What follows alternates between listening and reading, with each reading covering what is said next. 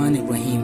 قدرمنو د 18مې پیړۍ په آخر کې د مغولو په زمانه کې هغه وخت چې د عرب لخوا پارسیانو او له شرق لخوا مغولو د یرغل په وخت کې کله چې د افغانانو ملت په هر ګوټ کې د جګړې په اور کې گیر و.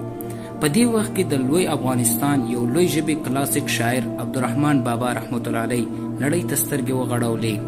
د پښتنو په تاریخ کې د پښتو ژبې ډیری شاعران تیر شوي دي، خو کومه مینه او ښه پیژندګلوي چې د عبدالرحمن بابا په برخه شوې هغه د یو ګڼ شمېر نورو شاعرانو په برخه شوې نه ده.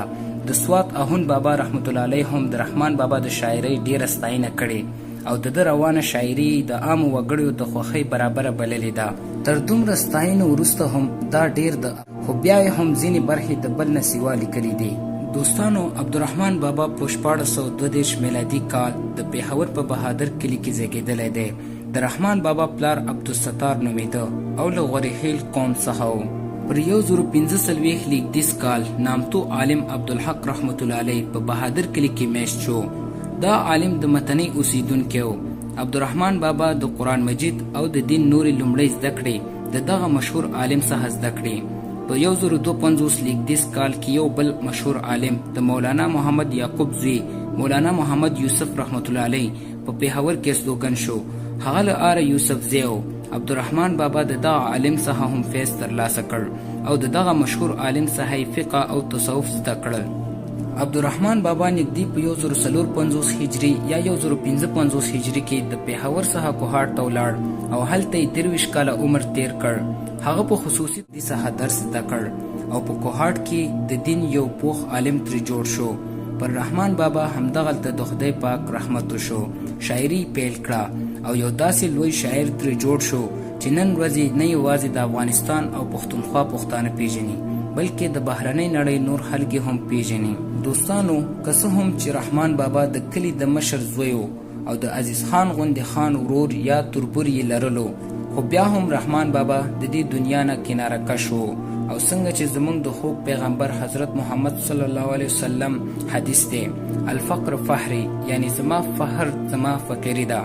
نو ځکه رحمان بابا په دې دنیا کې د دې دنیا څخه کناره کشي خوښه کړه او په جار یې ویل: هوښیار مه ګڼه هوښیار د دې دنیا، بې وقوف دی وقفدار د دې دنیا، روحنایي په هغو زړونو د حرام چې پرې کښېني ګرد غبار د دې دنیا. قدرمنو، لکه څنګه چې رحمان بابا د خپلو استادانو لپاره په زړه کې ډیره مینه لرله، نو په 1088 هجري کال کې عبدالرحمن بابا یو ځل بیا خپل استاد حضرت مولانا اهون محمد یوسف له شیرکوټ ته ورغی او د خپل استاد په خدمت کې دیره شو.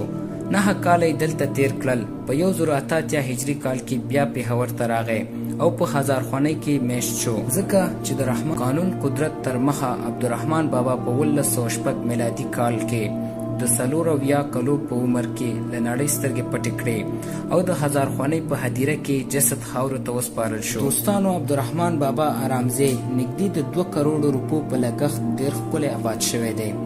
ځوانان او سپینګیري هم د هزارخوانۍ په اوږده هدیره کې د رحمان بابا د مزار لپاره سفر کوي. شاعران او ادیبان سلام ته راځي.